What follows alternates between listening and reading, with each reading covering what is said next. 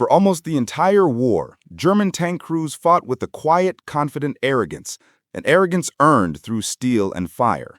The Tiger I, with its massive 88mm gun and thick hide of armor, had shrugged off American shells from North Africa to Normandy. The Panther, sleek and deadly, was the perfect predator at medium range. Even the humble Panzer IV felt invincible from the front when facing Shermans or M10s. By late 1944, this belief, this certainty had become doctrine. Americans could not kill German heavy armor head-on. Shells bounced, guns cracked, tanks burned. That was how the battlefield had always worked. But then, in the cold autumn rain of Lorraine, during a morning thick with fog and the smell of wet earth, something happened that German tank crews had never experienced before. A Panther, advancing confidently along a ridge, spotted an American vehicle at long range, a silhouette that looked familiar. Low hull, angled turret, the outline of a tank destroyer. The German gunner smirked, an easy kill. He began traversing the turret, preparing the shot. But before he could settle the reticle, a flash erupted from the American position. A second later, the Panther shuddered violently as a shell smashed through its frontal armor that had deflected nearly every American round for 2 years. Flames licked out of the turret hatches. The German crew never even fired. The survivors, who crawled from the burning wreck, told their officers a story no one wanted to believe. "We were hit from the front, from over a kilometer. No American gun should do that." They were wrong. A new weapon had arrived. A weapon designed, tested, and deployed for the sole purpose of ending German tank supremacy. Its name was the M36 Jackson, and at its heart was the gun the Germans never expected to face from the ground, the 90mm M3. To understand how shocking this was to the Wehrmacht, one must look back at the American struggle of 1942 to 44. For years, American tank crews had fought at a painful disadvantage. The 75mm guns on Sherman tanks were excellent for infantry support, but almost useless against Panthers and Tigers from the front. Even upgraded 76mm Shermans often needed side shots to kill a German heavy tank. Tank destroyers like the M10 Wolverine helped, but only with careful ambushes and flank shots. American crews had to improvise, to outmaneuver, to get dangerously close, many times too close. Countless American tankers died knowing their guns could not save them. Countless crews faced the awful truth that even a perfect shot would bounce. And countless German tankers developed a grim, calm confidence, the knowledge that frontal armor was on their side. Then, behind closed doors in Aberdeen and Detroit, the U.S. Army Ordnance Department decided, no more running, no more flanking, no more helplessness. The answer was already in American hands, just not yet on a tank. The 90mm M1 anti-aircraft gun, ancestor of the famous M2AA gun, had been devastating Japanese aircraft since Pearl Harbor. It was powerful, precise, and rugged. Engineers reworked it into a tank-killing form, the 90mm M3. Initially mounted on the prototype M26 Pershing, the M3 was then bolted onto a modified M10 chassis with a new turret, creating the M36 Jackson. It was not elegant. It was not heavily armored. Its turret was still open-topped like the M10. But the gun, that gun, changed everything. The first units received their M36s in the fall of 1944, just as the Allied advanced into France, slowed under stiffening German resistance. Crews who had survived months of war stared at the long, thick barrel of the 90mm and felt something they had not felt in a long time. Hope, something powerful, something new. Something that could finally stand toe-to-toe with the Tiger instead of hiding in a hedgerow. Gunners trained relentlessly, learning the ballistics of HVAP rounds, the recoil behavior of the new weapon, the best distances for frontal penetrations. Doctrine changed overnight. No longer were American tank destroyers told to avoid frontal engagements at all costs. The M36 was made to break those costs.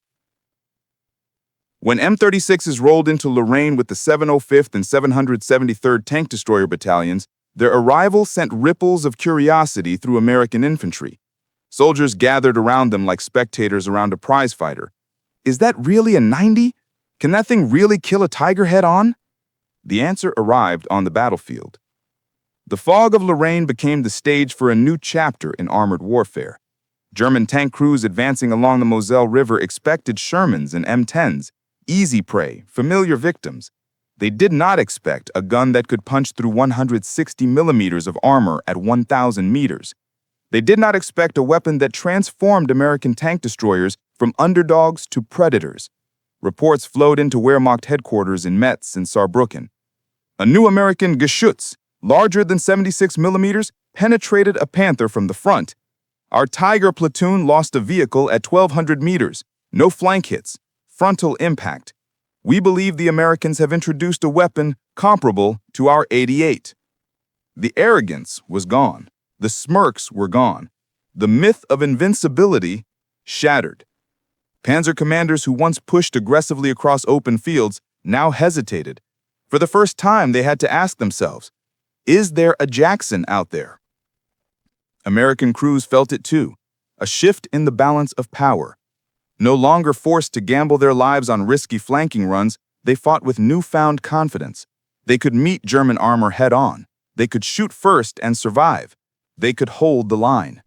The M36 didn't just bring a weapon, it brought a psychological reversal.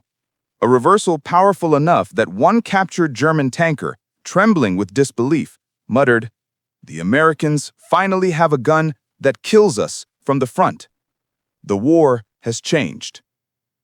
And he was right, because in Lorraine, on wet roads, in fog-filled valleys, among burning tanks, the Jackson proved its purpose. The era of German armored invincibility had ended. For years, German tank crews believed something with absolute certainty. No American gun could pierce the frontal armor of a Tiger or a Panther at real combat ranges. Shermans could not do it. The 76mm gun on improved models could not do it consistently. Even the M10 and its 3-inch gun needed perfect conditions and careful flanking to bring down a heavy German tank. This belief was so deeply rooted in the Wehrmacht that it shaped their tactics, their confidence, and even their morale.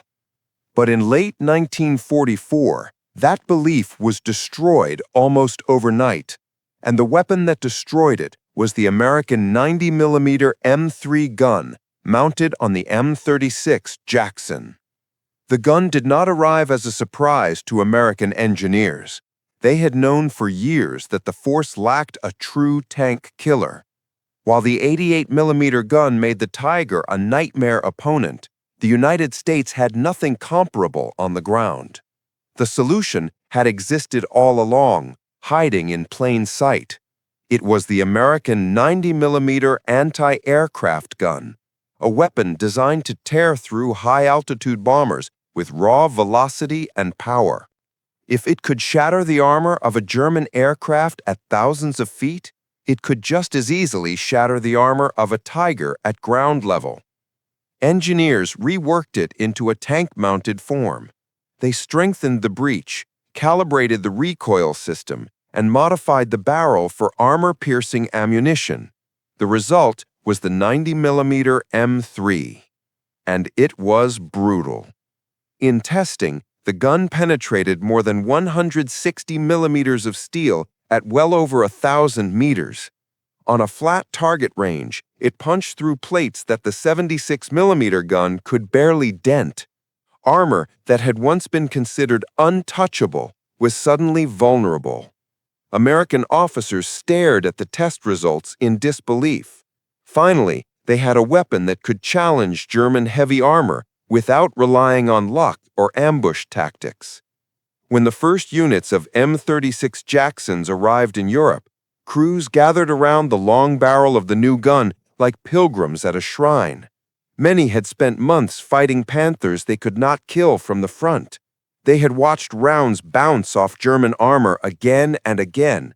Seeing the 90mm gun for the first time felt like seeing a thunderbolt forged from hope itself.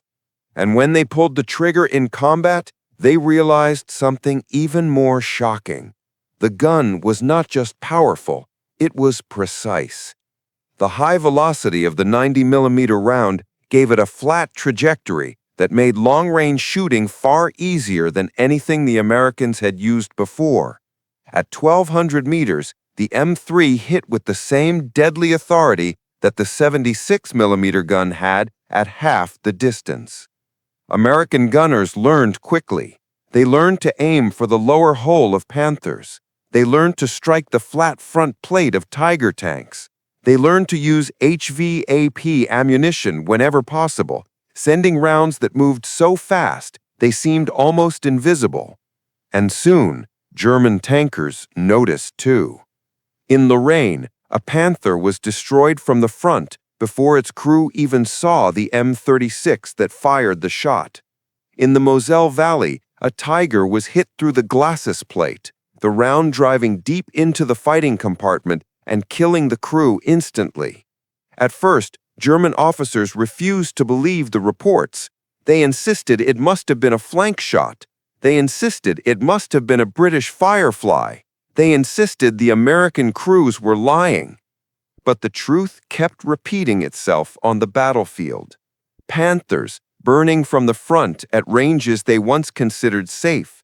Tigers stopped cold by a single direct hit. German officers wrote reports filled with confusion and fear. One of those reports contained a single sentence that spread across the German armored corps like a warning siren. The Americans now possess a weapon equal to our 88. That realization changed everything. The psychological wall that had protected German tank crews for years suddenly cracked. They no longer advanced with the calm confidence that their armor would hold. They no longer assumed they could duel American forces from the front. Now they had to worry about a weapon they could not outrun, could not outshoot, and could not ignore. The arrival of the 90mm gun was not just a technical upgrade, it was a transformation of American armored warfare.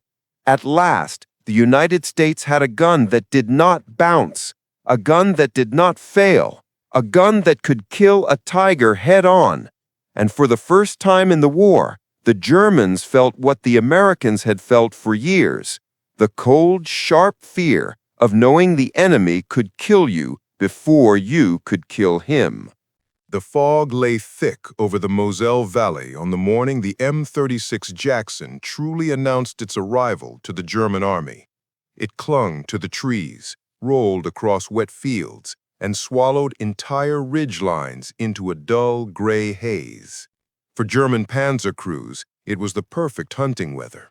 The Panther's long gun thrived in low light, and the Tiger seemed unstoppable when hidden behind fog and distance.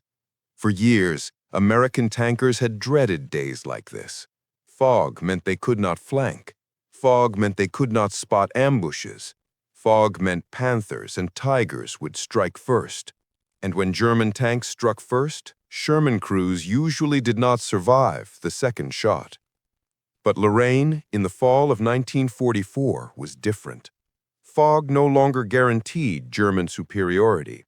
The battlefield belonged not to the tanks with the thickest armor, but to the tanks with the farthest reach.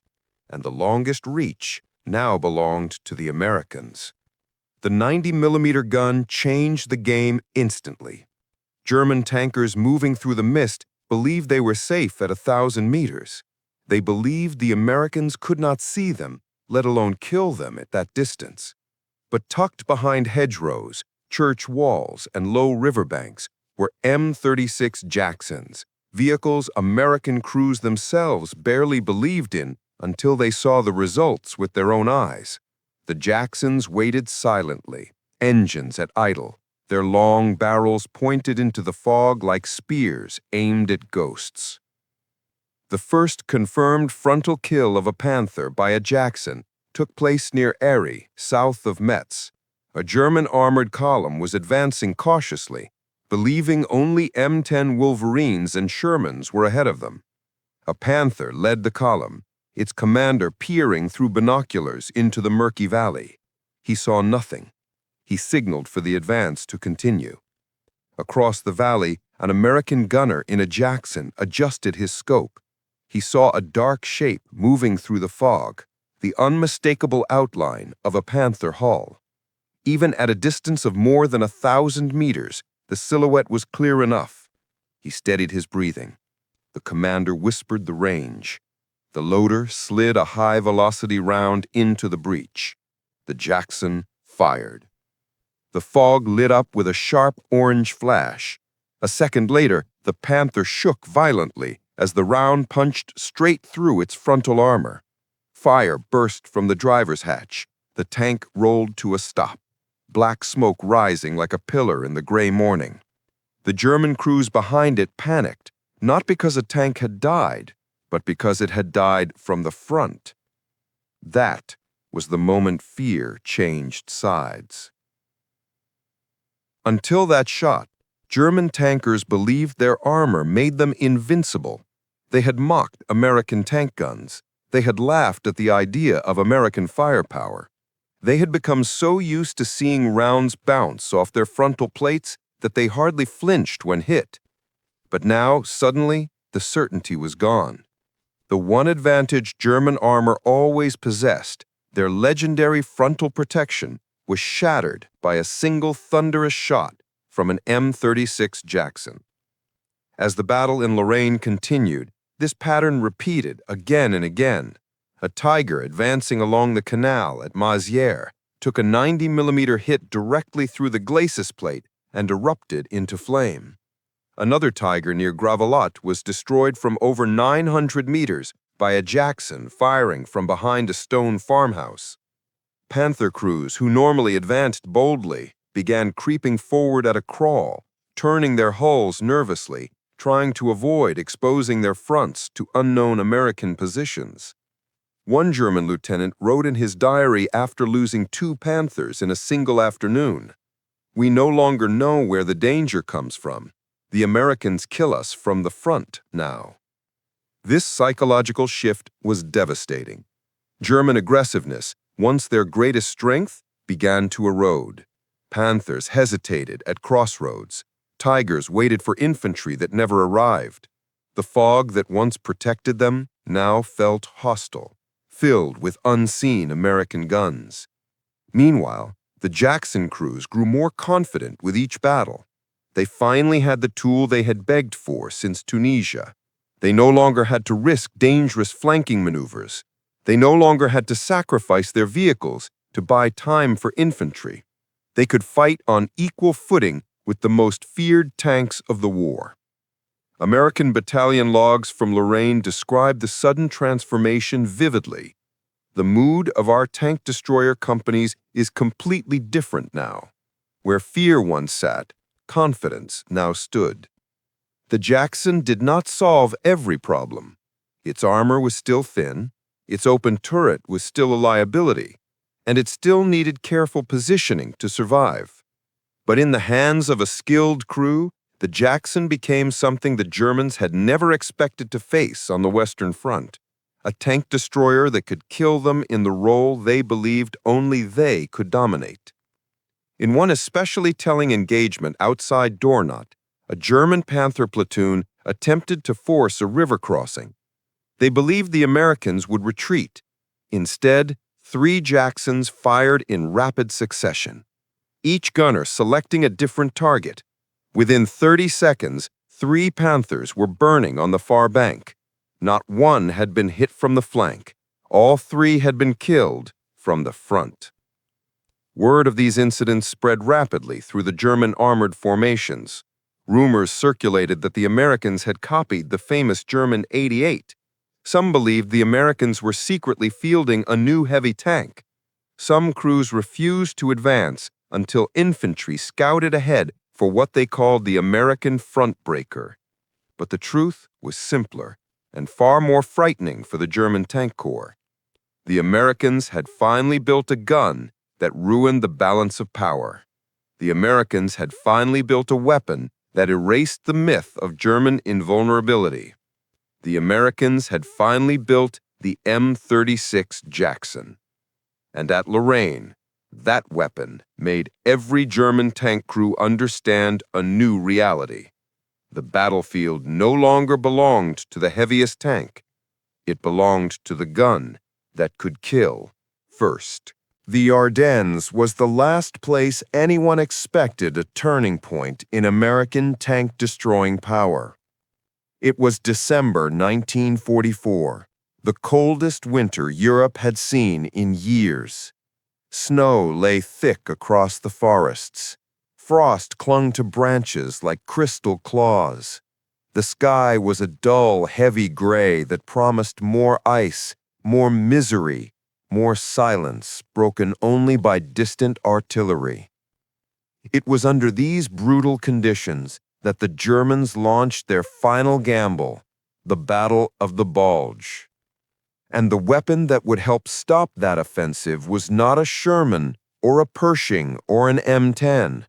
It was the M36 Jackson, a tank destroyer that arrived just in time to shatter the last surge of German armored strength.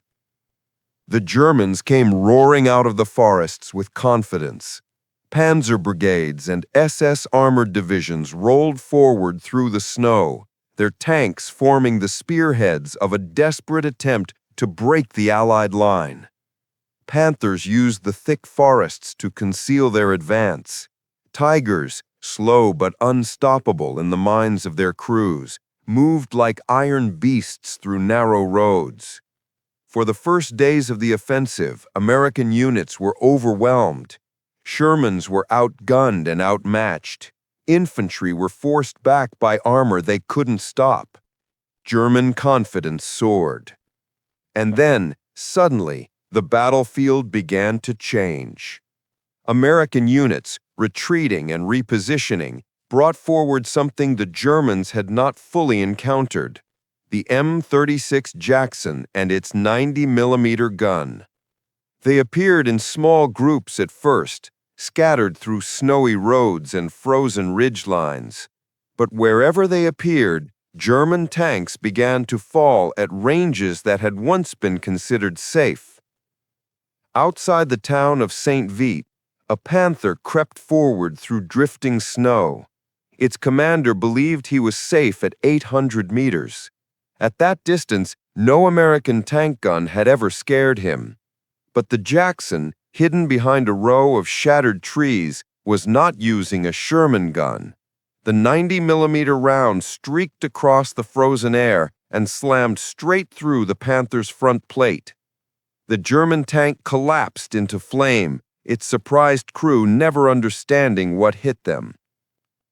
Scenes like this repeated themselves across the Ardennes. For years, American tank crews had been forced to wait for perfect ambushes or flank shots. But now, for the first time, they could stand and fight from the front. They could aim directly at the strongest part of a Panther, squeeze the trigger, and know, absolutely know, that the round would go through. German tank commanders were stunned. Their confidence evaporated as rapidly as ammunition inside burning tanks. Reports began pouring into German headquarters.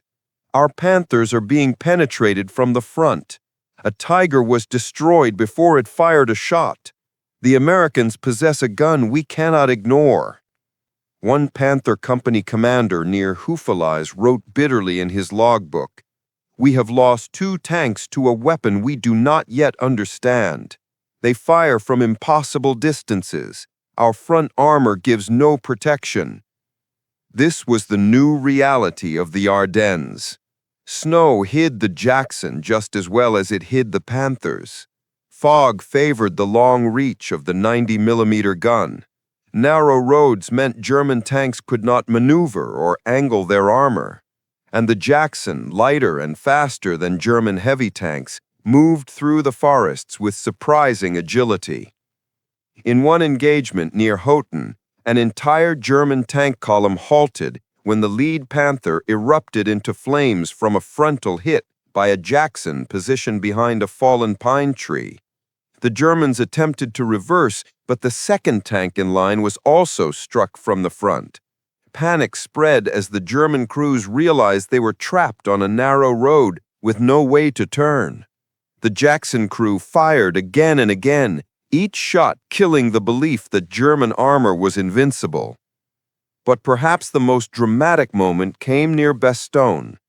A German Tiger I advanced toward American defensive positions, confident it could break through.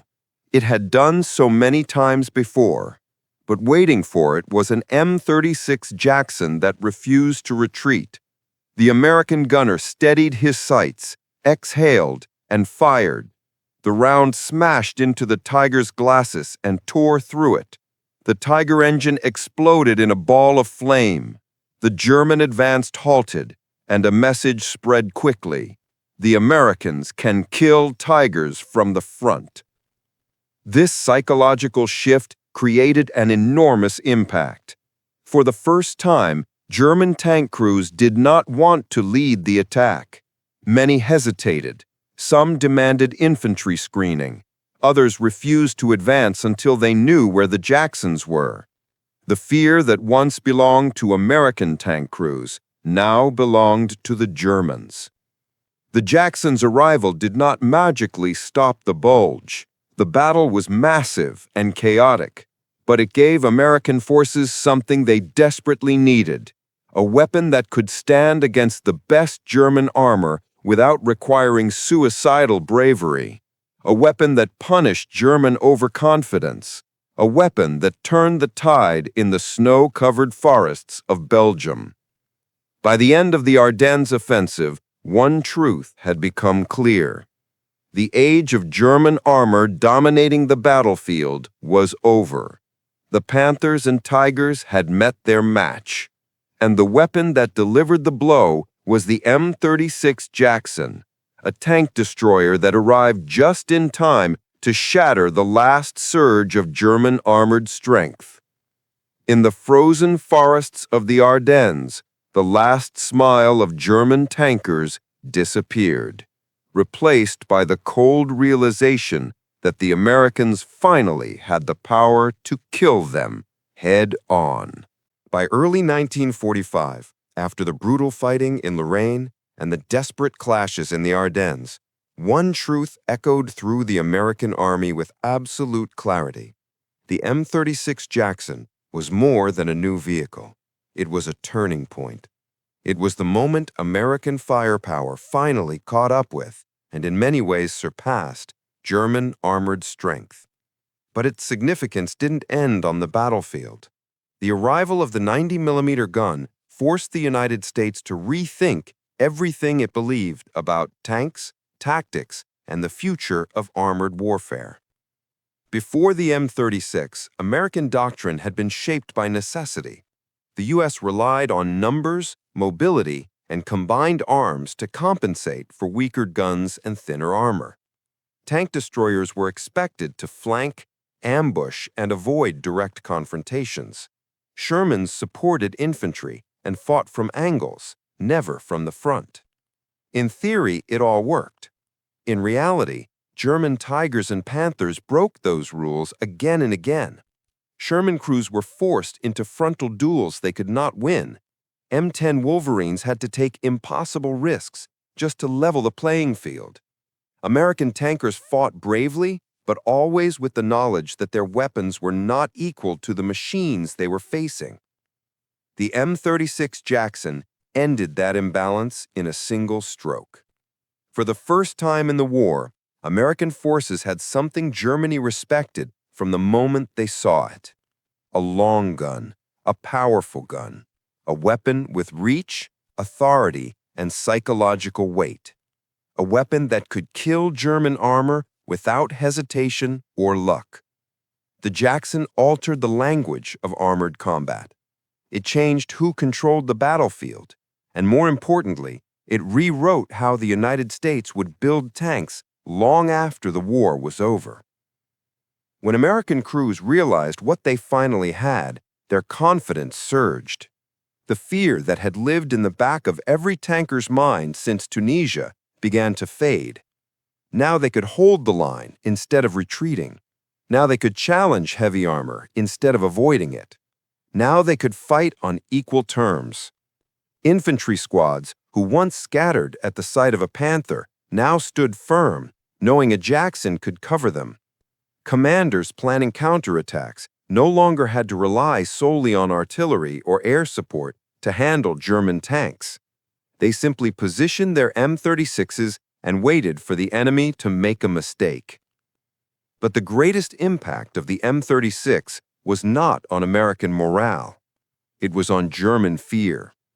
Panzer crews had been told for years that their frontal armor was impenetrable. They believed it. They lived by it. They fought with that confidence.